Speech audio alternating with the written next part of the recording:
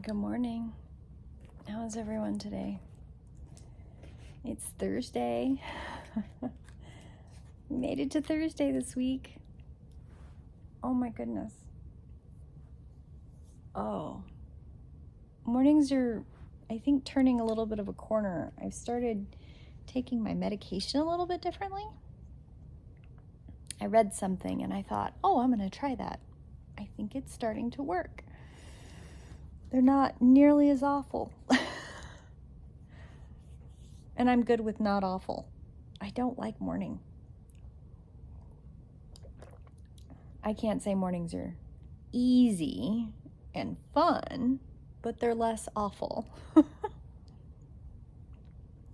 So today's card is 43, Honor the Light.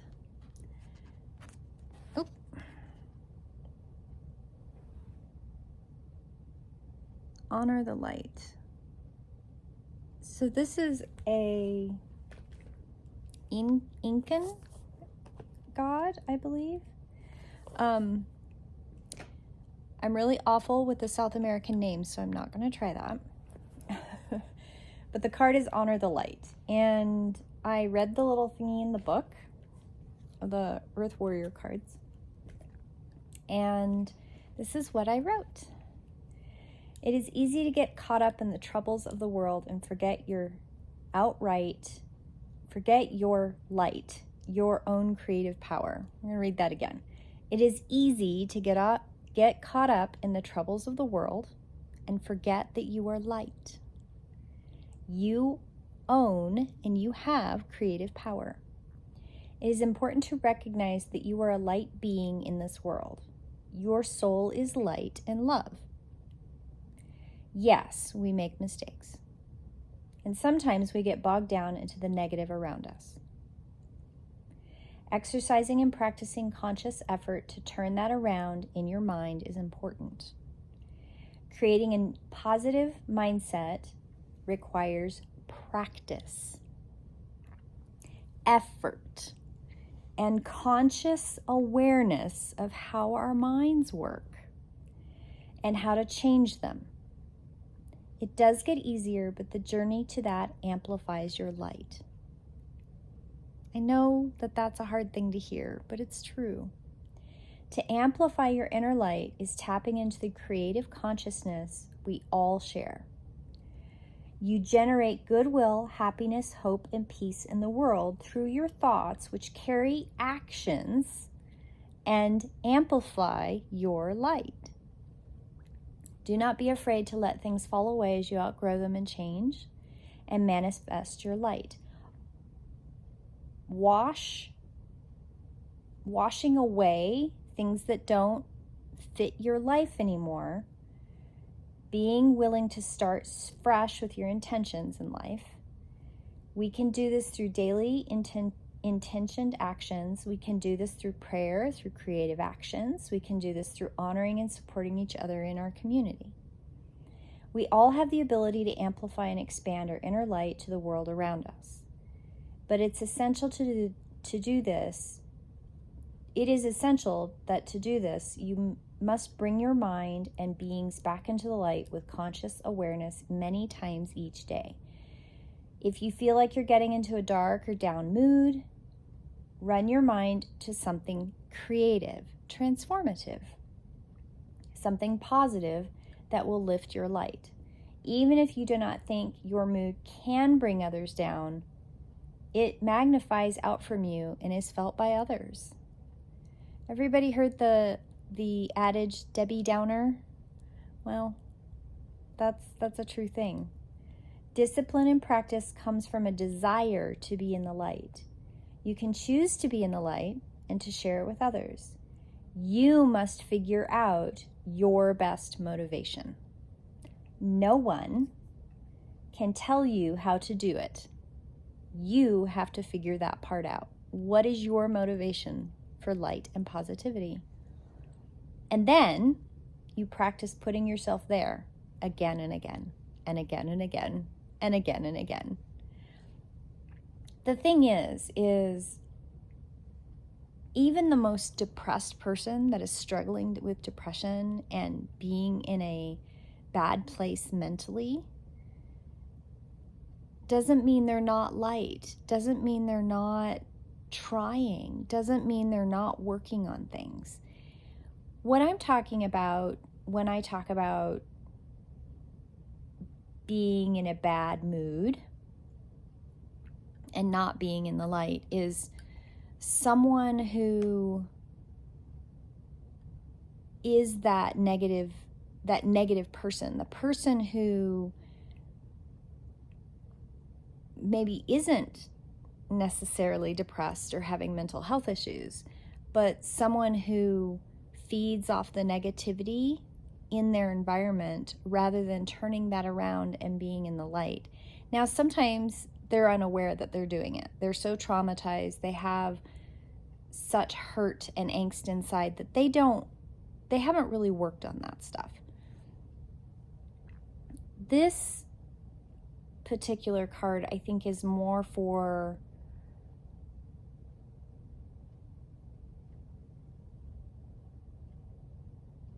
if you are having mental health issues, you get help for it, right? And we all know what's going on in our own heads. This is not a card to say, well, if you're depressed, you just think of the light and it'll get better. That's not what I'm saying. Mental health is a totally different thing in the sense that you can be trying.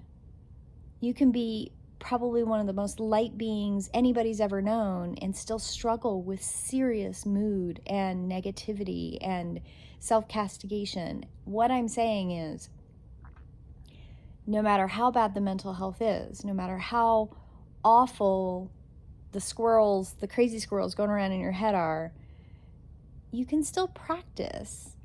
You can still practice giving to others, being creative, sharing your inner light. It doesn't mean your struggle isn't real. It doesn't mean that there's not other things going on. You can't just wave a magic wand and cure all negativity. But what I'm saying is that we all have an inner personal journey, and that personal journey, our most powerful tool we will ever have is our light and our connection from our body, mind, and spirit. And our body may be broken.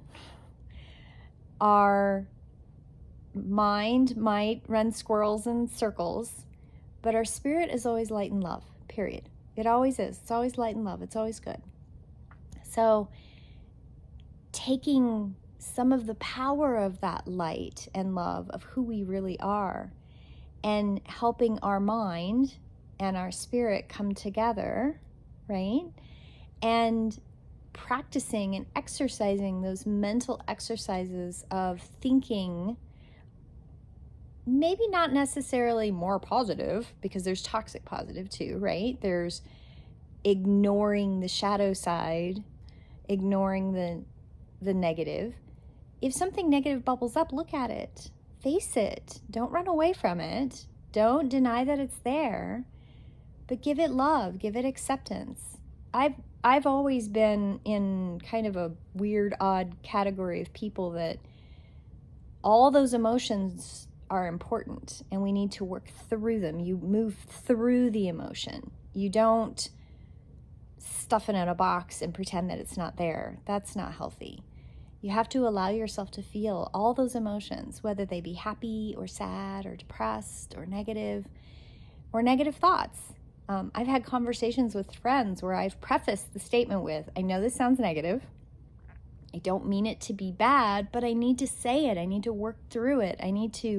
Where is this negative phrasing coming from? What is this negative perception coming from? And I want to understand it so that I can put it in its place, accept it, and give it love and light. Today's prayer: I call upon Father Sky and Mother Earth and the divine universe with the singing stars. I ask for the divine blessing of my creation, that my creations in all things be of light and bringing assistance to this world. I give thanks for the gift of creativity and the ability to feel the light of creation. May this light be fully alive within me. May this light radiate with love for all those in the world. May joy always be at home in my heart. I pray with free will and my choice to be in the light. Blessed be. In that prayer, I think for me, because I'm energy sensitive, transmutation is part of energy sensitivity. You have to transmute that energy somehow, or your body just takes on so much and you have it clogs everything up. So I know that even if you don't think you're creative, okay, you have the ability to be creative because you are light and love. And light and love are creative. They are the creation of who we are. There is nothing wrong with any creation. It is how it's used. It's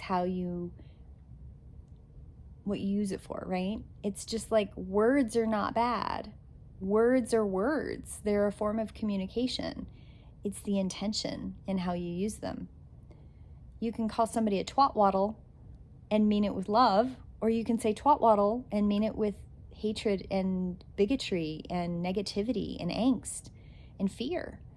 And then it no longer is a good thing, right? So it's your intention. And creative energy is not bad.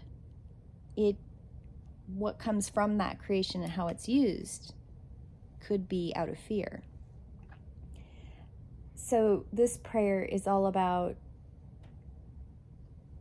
asking for the divine blessing of your creation, because each and every one of us is divinely created and we are a creative outcome. If you think of the combination of an egg and a sperm and 2 pieces of DNA, right? 2 entire different strands of DNA coming together in a unique combination that manifests your physical manifestation.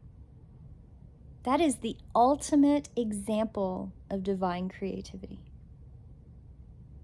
And our choices and our blueprints help guide and manifest and rearrange those outcomes to fit our blueprint, fulfill our life's plan. And it's beautiful and it's not wrong. There are no mistakes with that. Now, and that's also why we all have exit points. And sometimes it gets to be too much. But today's is asking about divine blessing of creation, the creation in all things of light.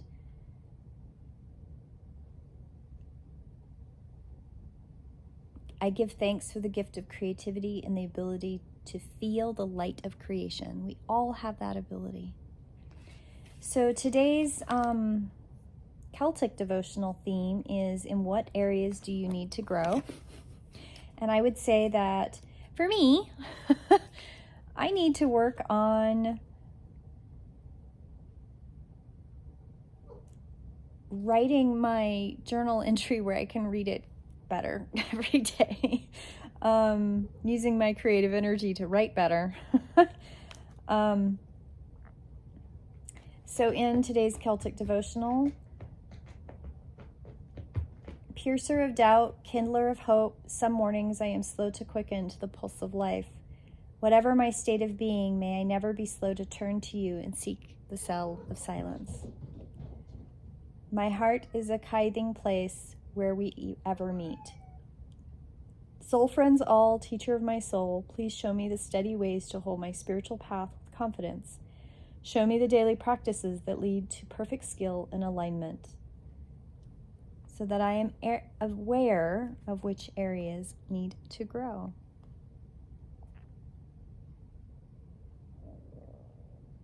I don the breastplate of wisdom, protecting the evergreens of my heart. Brightness of pine, sharpness of holly, protection of juniper, courage of laurel, nobility of cypress, endurance of yew, health of eucalyptus, splendor of cedar, beauty of arbutus. 9 evergreens guard my breast this winter day, this winter night. May blessings of the true taker and the glad giver be upon me as I brave the mines of winter. Oh, brave the winds of winter, mines, winter, they all, winds and mines, only have one letter different. I brave the winds of winter. Oh my goodness. It's still snowing. I think we've had like 4 days of snow. I have clients today. I am working on a very intense project, but I am finding so much energy in this project. And I cannot wait. I am going to start offering classes, I think, online. And I'm really excited about it.